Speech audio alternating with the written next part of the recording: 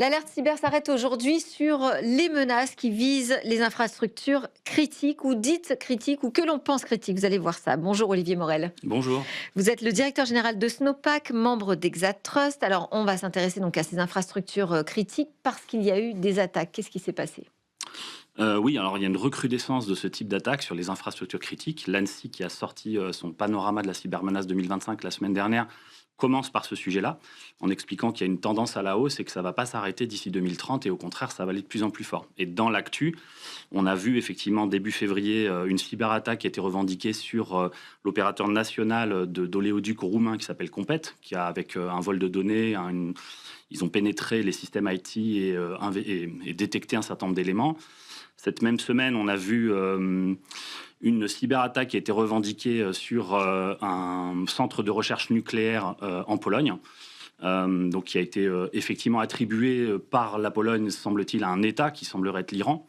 Cette même Pologne qui avait été victime fin d'année par une cyberattaque sur ses infrastructures électriques, et un groupe de travail de chercheurs de la société EZ la semaine dernière a définitivement attribué cette attaque à un groupe cybercriminel russe qui s'appelle Sandworm.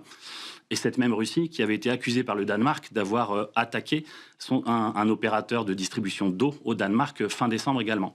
Donc on voit en fait sur 2 mois là Ouais. du nucléaire, du pétrole, de l'eau, de l'électricité par des cyberattaques. Donc on est dans un contexte, que dit l'ANSSI, d'une guerre hybride où on a des cyberattaques qui ont un impact physique sur des opérateurs d'infrastructures critiques qui sont absolument stratégiques pour un État. Donc ils deviennent des cibles aujourd'hui des cyberattaquants, des cibles C'est des presque cibles. prioritaires. Absolument, parce Ouais. qu'en fait, elles ont des impacts énormes. Aujourd'hui, on pourrait imaginer qu'on peut gagner une guerre sans déployer un seul soldat, en paralysant le système d'électricité et le système d'eau. Ouais. Puisqu'en fait, on peut éteindre, on peut perturber finalement une canalisation d'eau, on peut perturber un signal électrique, Mm. et l'Ukraine le vit déjà depuis pas mal d'années, rien qu'avec une cyberattaque. Alors rien qu'avec, c'est facile à dire, mais ce sont des groupes extrêmement organisés, et ce sont des infrastructures extrêmement ciblées, parce que très stratégiques, soit d'un point de vue cybercriminalité, mais surtout d'un point de vue géopolitique.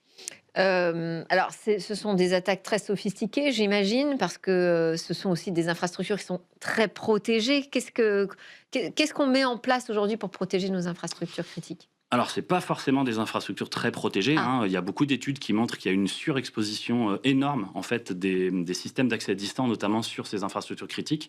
Il faut savoir que ces infrastructures critiques, elles s'appuient sur des systèmes industriels qu'on appelle OT, SCADA, etc., qui sont souvent reliés à des systèmes IT, qui sont souvent exposés sur Internet pour qu'on puisse y accéder à distance, ouais. pour de la télémétrie, de la télémaintenance, des accès à distance, etc.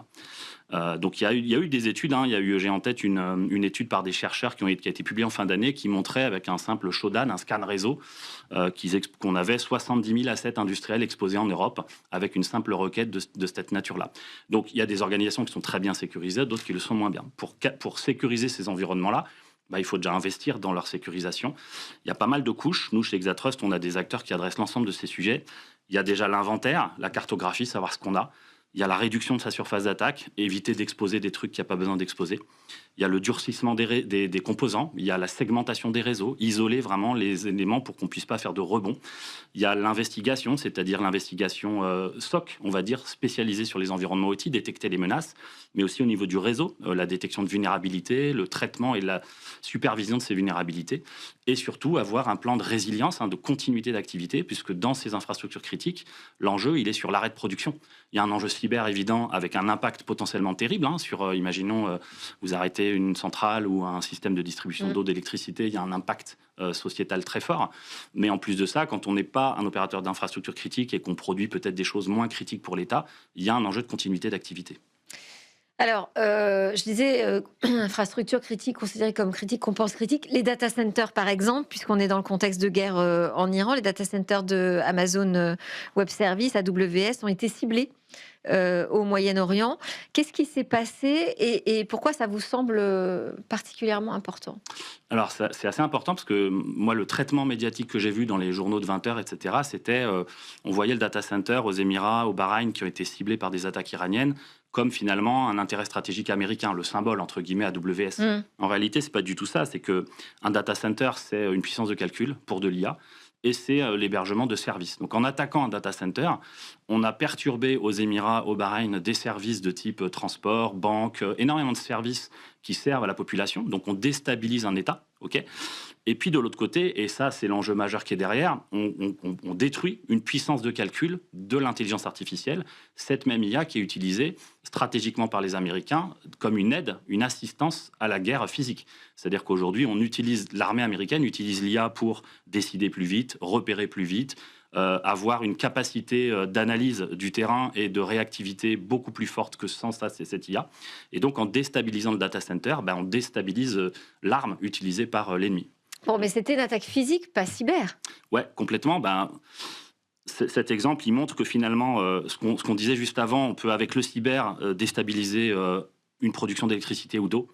Aujourd'hui, en cassant un data center, on peut déstabiliser des services numériques. Et donc des services numériques, IA, cyber et tout ce qui va derrière. Donc aujourd'hui, on a vraiment une hybridation des conflits qui fait que le cyber, le numérique et le physique sont vraiment intimement liés. Et c'est pour ça aujourd'hui qu'on parle de ces guerres hybrides et de ces guerres cinétiques qui mêlent des impacts depuis l'un sur l'autre, qu'on parle de numérique, de cyber ou de physique type data center. Très intéressant. Merci beaucoup, Olivier Merci, Morel, d'avoir partagé votre regard de professionnel sur ces menaces qui visent les infrastructures critiques. Je rappelle que vous êtes le directeur général de Snowpack et membre d'Exatrust. On enchaîne nous avec l'interview RSSI.